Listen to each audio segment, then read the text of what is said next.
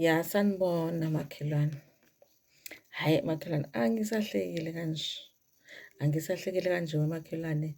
Ngibuka la e-T_V phela, umabonakude. Ngiyabuka la, ngiyabuka. Ngibuka phela la bantu bethu la besabavotela ephalamende. Hawu makhelwane. Futhi neklasi lika-Grade R engathi lingcono kunalaba bantu. Kuyaphithizela laphayana, kuyahlekwa laphayana. Hayi bo, into enjani le yamakhelwane ngempela ngempela.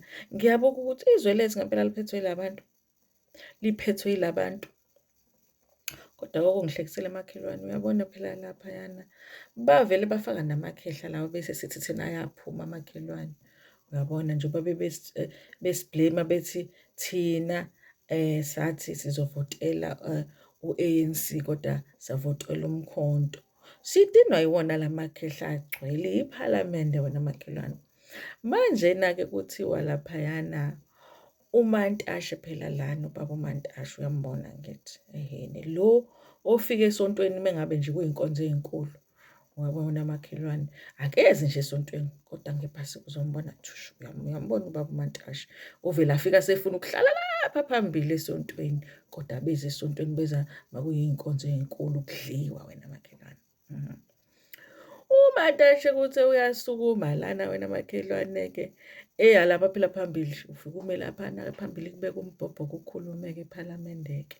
Ubhede-ke balo besukuma-ke nabanye-ke bekhuluma ngalo mbhedo wakho. Uyabo nje ephalamende kunjalo nje wena makhelwane. Abhede omunye nomunye asukuma omunye abhede kuhlekwe, omunye asukuma abhede badinwa abantu badinwa iwona lo mbhede awukhulumayo. Ngoba phela ephalamende nje indawo yokuy'bhedela leyana wena makhelwane. Hhayi-ke asukume uMantashe. Uma esukuma uMantashe ugqokile-ke lawo masudi akhe. Uyawabona la masudi kababa uMantashe wena makhelwane avele abe makhulu. Hhayi iy'ngalo zinkulu awazi ukuthi ngike ngibuze umakoti kaMantashe usakhona kodwa. Noma nje mhlampe usadlula noma-ke okungenzeka ukuthi naye usey'gugele uyabona, mhlawumbe usey'gugele.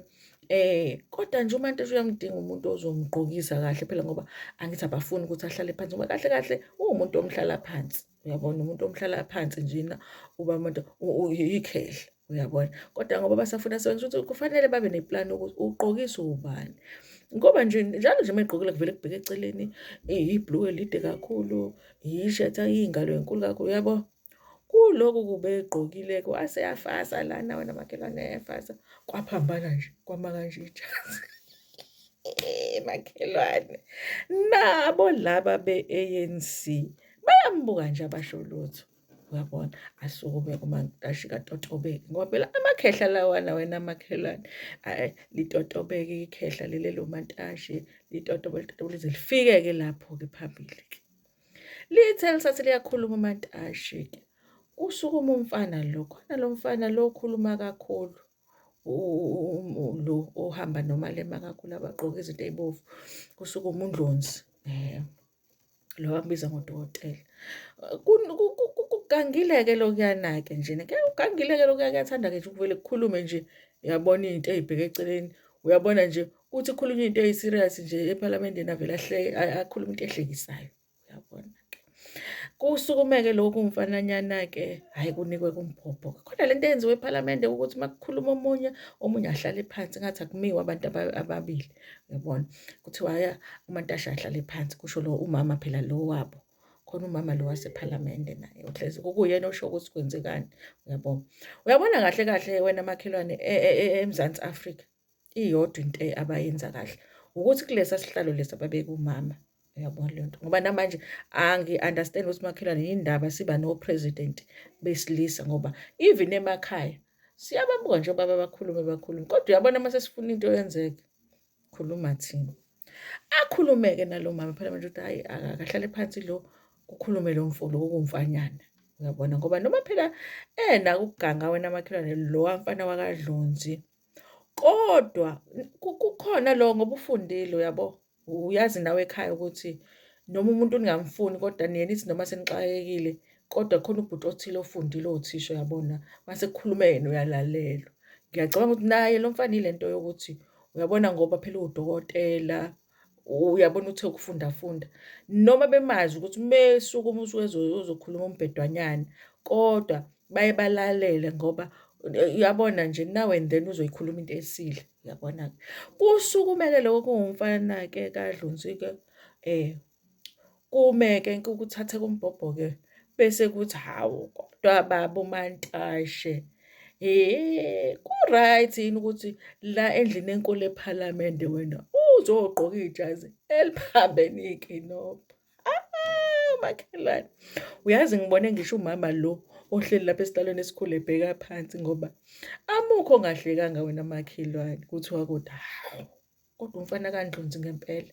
Ubuye sengaze asukuma aze athathe umbhobho njengempela athathe umbhobho efuna ukusho leyo nto. Uzombona ukuthi ugangile lo mfana lo kaNdlunzi ngoba uthe mayesho leyo nto wahleka waze waginqika eduze komuntu obeseduze kwakhe, yabo. Imikhuba esiyibuka ePhalamende. Hawu-ke bandla litotobeke ikhehle liwuMantashe-ke litotobeke lifike embhobheni bandla. Alibonge-ke ikhehle ukuthi hawu ngiyabonga mfana kaNdlunzi ukuthi bandla ungitshela ukuthi liphambene lona ibhantshi lami. Watotoba-ke walilungisa-ke leli bhantshi. Kodwa makhelwane sengiyabuka-ke ukuthi kodwa-ke makhelwane ngempela abantu abahlulwa ngisho ukuy'fasa amabhantshi makhelwane. Abantu abahlulwa ukuy'fasa amabhantshi bazosiphatha kanjani siyisizwe sahlula amabhunu? Makhelwane, ngoba phela amabhunu ahluleka ayithini? Alithatha izwe amabhunu alithatha aze ahluleke ngendlela esavele sabanga umsindo ngawo azathi ayayaya banikeni izwe labo, banikeni back, banikeni, uyabo. Ahluleka amabhunu, uyabona, asicindezela abethi athi ayasicindezela, sangavuma abethi athi ayasicindezela azathi hhayi azayeka ukusicindezela amabhunu. Manje sesicindezela undercover ngey'ndlela esingayiboni. Ahluleka yithina amabhunu. Manje ngempela mina ngiyayibuza makhelwane ukuthi uma sizoholwa abantu abahlulwa ukufasa ibhantshi sibe sahlula amabhunu, kuzolunga yini kodwa makhelwane? Mawucabanga mhlampe soke siwuhole nje noma u-5,000 la empeshenini, uyabona ngoba phela sila ko-2 point, uyabona leyo nto.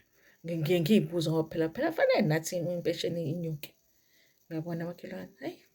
Hhayi uvele wangiqeda umfana kaNdlunzi, hhayi. Futhi angikwazi bakufakeleni lokho komfananyana lapha ePhalamende ngoba kugange kakhulu lokuyana.